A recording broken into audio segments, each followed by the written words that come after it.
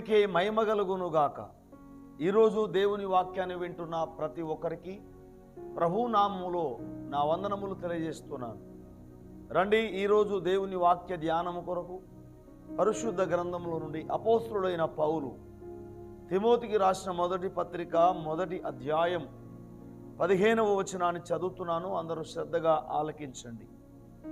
పాపులను రక్షించుటకు క్రీస్తు యేసు లోకమునకు వచ్చెనను వాక్యము నమ్మదగినదియు పూర్ణాంగీకారమునకు యోగ్యమైనదినై ఉన్నది. దేవుడు ఈ వాక్యమును మనందరి వినికిడిలో ఆశీర్వదించునుగాక. ప్రభునందు ప్రియులారా, మనము చదువుకున్న లేఖన భాగములో అపోస్తలుడైన పౌలు తిమోతికి చెప్తున్న ఒక ప్రత్యేకమైన మాట, పాపులను రక్షించుటకు క్రీస్తు యేసు లోకమునకు వచ్చెను అని అంటున్నాడు. ప్రియా సహోదరి సహోదరుడా, యేసుక్రీస్తు ప్రభుల వారు ఒక పాపిని రక్షించడానికి, ప్రియులారా, పాపులను రక్షించడానికి ఈ లోకానికి వచ్చాడట. అంటే ఎంతమంది ఈ లోకంలో పాపులై ఉన్నారు అని ఒకసారి మనం ఆలోచిస్తే, అపోస్తలుడైన పౌలు అంటాడు రోమాపత్రిక 3వ అధ్యాయం 11వ వచనంలో, నీతిమంతుడు లేడు, ఒక్కడు కూడా లేడు అంటాడు. అదే రోమాపత్రిక 3:23లో అంటాడు, ఏ భేదము లేదు, అందరూ పాపము చేసి దేవుడు అనుగ్రహించే మహిమను పొందలేకపోతున్నారు. ప్రియులారా, పాపులను రక్షించడానికి యేసుక్రీస్తు ఈ లోకానికి వచ్చాడంటే, ప్రియులారా, ఎంతమంది పాపులు ఉన్నారు ఈ లోకంలో అంటే అసలు పాపము లేని వాడు ఒక్కడు లేడు. ప్రియులారా, ఏ భేదము లేదు, అందరూ పాపము చేసి దేవుడు అనుగ్రహించి మహిమను పొందలేకపోతున్నారు. నీతిమంతుడు లేడు, ఒక్కడు లేడు అని అంటే ఇప్పుడు అందరూ పాపులే గనక యేసు ప్రభువారు ఎందరిని రక్షించడానికి వచ్చాడు ఈ లోకానికి అంటే అందరిని రక్షించడానికి వచ్చాడు. ఈ వాక్యాన్ని వింటున్న ప్రియా సహోదరి సహోదరుడా, యేసుక్రీస్తు ప్రభుల వారు ఈ లోకానికి వచ్చింది పాపులందరినీ రక్షించడానికి వచ్చాడు. ప్రియులారా, పాపులను ఎలా రక్షించడానికి వచ్చాడు అనంటే, ఆయనే శరీరధారిగా మానవ రూపిగా ఈ లోకంలో జన్మించి సర్వమానవాళి పాపముల కొరకు ఆయన తన స్వరక్తాన్ని కార్చి తన విలువైన ప్రాణమును పెట్టి ఆయన మనల్ని రక్షించడానికి వచ్చాడు. ప్రియా సహోదరి సహోదరుడా, 1 తిమోతి పత్రికలో 2వ అధ్యాయంలో 6వ వచనంలో చూస్తే, ఈయన అందరి కొరకు విమోచన క్రయధనముగా తన్ను తానే సమర్పించుకొనెను. ప్రియా సహోదరి సహోదరుడా, కలువరి సిలువలో అందరి కొరకు, సర్వమానవాళి కొరకు యేసుక్రీస్తు ప్రభుల వారు తన పరిశుద్ధమైన రక్తాన్ని ఒక చుక్క లేకుండా కార్చి తన విలువైన ప్రాణమును సర్వమానవాళి కొరకు త్యాగం చేశాడు. అందరి కొరకు అంటే అందరూ పాపులే. ఎలా రక్షించాడు పాపులను అంటే, ఆయన మన కోసం మరణమై ప్రియులారా మనని రక్షించాడు.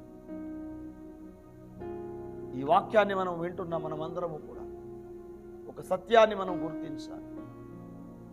ప్రియ సహోదరి సహోదరుడా, నిన్ను నన్ను ప్రేమించిన దేవుడు నీ కోసం నా కోసం మానవ రూపిగా ఈ లోకానికి వచ్చి నా పాపానికి శిక్ష ఆయన పొందాడు. మనము పొందే శిక్ష ఆయన పొందాడు. అందుకే యెషయా గ్రంథం 53లో 5-6 వచనాల్లో మనం చూస్తే, మన అతిక్రమములకు ఆయన గాయపరచబడ్డాడు, మన అతిక్రమములను బట్టి ఆయన గాయపరచబడ్డాడు. ప్రియులారా, మన దోషములను బట్టి ఆయన నలగొట్టబడ్డాడు. మన సమాధానార్థమైన శిక్ష అతని మీద పడింది. ప్రియులారా, అందుకే యోహాను సువార్తలో 1వ అధ్యాయం 29వ వచనంలో చూస్తే, బాప్తిసమిచ్చి యోహాన్ అంటాడు, ఇదిగో లోక పాపమును మోసుకొని పోవు దేవుని గొర్రెపిల్ల. మనందరి పాపమును యేసయ్య భరించాడు. ఆ పాపానికి శిక్ష ఆయన పొందాడు. పాపులను రక్షించడానికి క్రీస్తు యేసు లోకానికి వచ్చాడు. అంటే ఎలా రక్షించాడు అంటే ఆయన మన కోసం మరణమై ఆయన మనల్ని రక్షించాడు. కనుక ప్రియులారా, ఈనాడు నీవు నేను మనమందరము ఆయన కొరకు బ్రతకాలి. యేసయ్య మన కోసం ఆయన మరణించి తిరిగి లేచాడు. మన శిక్ష ఆయన పొందాడు. గనక మన శేష జీవితాలు మనం ఆయన కొరకు బ్రతకాలి. ఎందుకు మనల్ని లోకములో నుంచి విడిపించాడు, ఎందుకు మనని లోకం నుంచి వేరు చేశాడు అంటే మనం దేవుని కొరకు బ్రతకాలని, పరిశుద్ధంగా బ్రతకాలని. అందుకే మొదటి తెసలోనిక పత్రిక 4వ అధ్యాయంలో 7వ వచనంలో మనం చూస్తే పరిశుద్ధులగుటకే దేవుడు మనల్ని పిలిచాడు, కానీ అపవిత్రులుగా ఉండడానికి పిలువలేదు.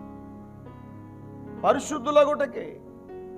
మనమందరము పాపులమే, కానీ మనల్ని పరిశుద్ధులుగా చేయడానికి ఆయన తన పరిశుద్ధమైన రక్తమును గార్చాడు. మనం పాపములో పుట్టాం, పాపములో పెరిగాం, కానీ పాపములో చచ్చిపోదు. ఎందుకంటే పాపములో చచ్చిపోతే నీకు నరకమే. రోమాపత్రిక 6:23లో చూస్తే, ప్రియులారా, పాపము వలన వచ్చు జీతము మరణం, దేవుని కృపావరం యేసుక్రీస్తునందు జీవము అంటాడు. పాపం వల్ల వచ్చు జీతం మరణం. ఒకవేళ పాపములో చచ్చిపోయిన ప్రతి మానవుడు నిత్య నరకంలో కాలుతాడు, యుగయుగాల అగ్నిగుండానికి వెళ్తాడు. ఆ అగ్నిగుండం నుంచి తప్పించాలనే యేసయ్య మన కోసం ఈ లోకానికి వచ్చాడు. నీవు నేను పొందే శిక్ష ఆయన పొందాడు. మనం పాపులుగా ఉండగానే మన కోసం ప్రాణం పెట్టాడు ఆయన. రోమపత్రిక 5వ అధ్యాయం 8వ వచనంలో దేవుడు మన యెడల తన ప్రేమను వెల్లడిపరుచుచున్నాడు. ఎట్లనగా మనం ఇంకనూ పాపులమై ఉండగానే క్రీస్తు మన కొరకు చనిపోయాడు. ఎందుకు? మనందరినీ కూడా పరిశుద్ధులుగా చేయడానికి. తన రక్తమును ఎందుకు కార్చాడైనా? మనల్ని పరిశుద్ధపరచడానికి. ఏ విధంగా పాపులను రక్షించడానికి వచ్చాడు యేసయ్య? ఎలా రక్షించాడు? ఆయన మన కోసం మరణమై మనల్ని రక్షించాడు. ఇది మనకు అర్థమవుతే బ్రతికిన మనమందరం మన శేష జీవితాలు క్రీస్తు కొరకు బ్రతకాలి, మరియు పరిశుద్ధంగా బ్రతకాలి, యోగ్యంగా బ్రతకాలి. ఈ వాక్యాన్ని వింటున్న ప్రియ సహోదరి సహోదరుడా, యేసయ్య నీ కోసం మరణమైందని, నీ శిక్ష ఆయన పొందాడని నీకు అర్థమవుతుంది. ఇక నువ్వు ఏ పాపంలో పడిపోకుండా నీవు పరిశుద్ధంగా, యోగ్యంగా యేసయ్య వచ్చే 2వ రాకడలో ఆయన ఎదుర్కొనే విధంగా ఈనాడు నువ్వు బ్రతకాలి. ఆ దేవుని కొరకు, క్రీస్తు కొరకు బ్రతకాలి. ఆయన నీ కొరకు చనిపోయాడు, నీ కొరకు రక్తము కార్చాడు కదా, నిన్ను రక్షించడానికే ఆయన మరణమయ్యాడు కదా. నీవు నేను మనమందరము కూడా మనం బ్రతికినన్ని రోజులు క్రీస్తు కొరకు పరిశుద్ధంగా, యోగ్యంగా బ్రతుకుదాం. అట్టి కృప దేవుడు మనందరికీ అనుగ్రహించును గాక. ఆమేన్. చిన్న ప్రార్థన చేసుకుందాం. మహాపరిశుద్ధుడా, పరమ తండ్రి యేసయ్యా, మీకు స్తోత్ర. పాపులను రక్షించుటకే ఈ లోకానికి వచ్చిన దేవుడు నాయన. నీతిమంతుడు లేడు, ఒక్కడు లేడని వాక్యం సెలవిస్తుంది. అందరి కొరకు విమోచన క్రయధనముగా ఆ కలువరి సిలువలో మా కోసం ప్రాణం పెట్టిన దేవుడా, మీకు స్తోత్రం. ఈ భూమి మీద మేమందరం కృతజ్ఞత కలిగి నీ కొరకు నాయన, ఇదిగో ప్రభువా, ఇక మేము పాపములో పడిపోకుండా పరిశుద్ధంగా బ్రతకడానికి ప్రతి ఒక్కరికి సాయం చేయమని యేసయ్యని వచ్చే 2వ రాకడలో నేను ఎదుర్కొనే భాగ్యం ప్రతి ఒక్కరికి దయచేయి. యేసు నామమున ప్రార్థిస్తున్నాము తండ్రి. ఆమేన్. Praise the lord. దేవుడు మిమ్మల్ని, మీ కుటుంబాలను దేవుని రాజ్యం కొరకు, క్రీస్తు రాకడ కొరకు సిద్ధపరచునుగాక.